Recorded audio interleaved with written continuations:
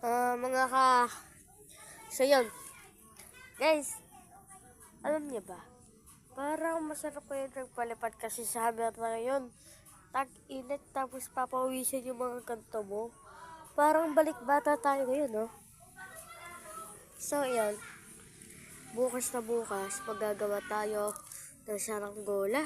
Yun, paborito ko yun.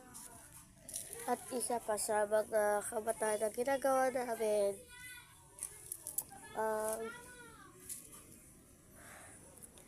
ito lang, matanong ko lang guys. Ngayon lang to matatanong ha. Mag-comment dyan. Sa comment section. Mag-comment kung taga saan kayo. Tapos, may ipapagawa sa inyo. Ibibirig-big ito ngayon. Shoutout sa mga taga-Balayan. Nandun sa watermark ang nilagay kong 1,000. Isa lang yun. May ano pa dun ha. First time ko lang maglagay dun.